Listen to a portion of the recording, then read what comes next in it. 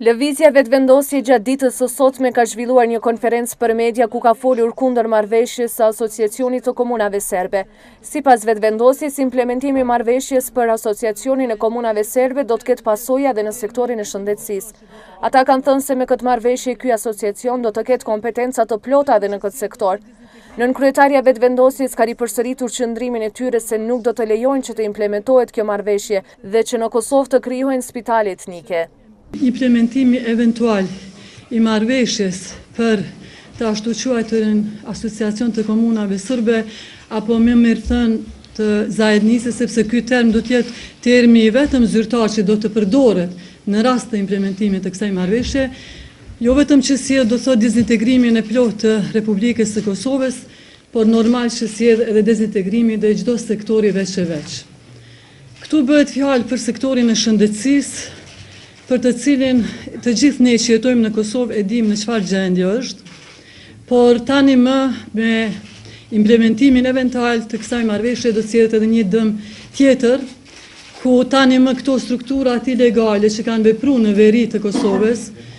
ku jo vetëm që nuk kemi asnjë të punësuar shqiptar, prej 1600 të punësuarve punëtorëve shëndetësor që janë në veri, por tash jo vetëm që rritet edhe në territor, por edhe krijimi i spitaleve, vazhdimi dhe legalizimi me nënshkrimin e marrëveshjes e spitaleve etnike, që besoj që është ndër parimet më rastësise që mund të ndodhë diku, e kjo po ndodh sot në Evropë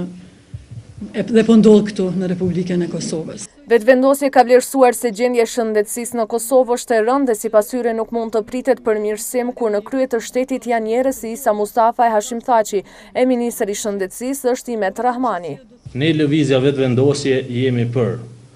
në përjashtimin e barnave nga TVSH-ja në mënyrë urgjente, deklarimin e çmimeve nga prodhuesi farmaceutik,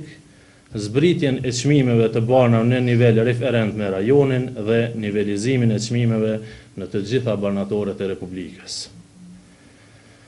Po marr ca shembuj të cilët e ilustrojnë më mirë për qytetarin ton dhe pacientin se sa i është rënduar gjendja me këtë pakon e re fiskale ku barnat janë tash tatohen me TVSH prej 8%. Terapia për tension të lartë apo hipertension për një muaj kushton mesatarisht sa gjysma e pensionit, pra rreth 40 euro.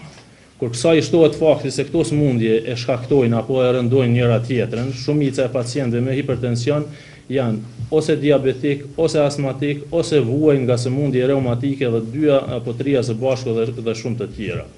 Shtrejtimi i terapive me 8% TVSH e bën pamundur mbulimin e terapisë dhe kostos për barna nga buxheti i varfër i familjeve të tyre.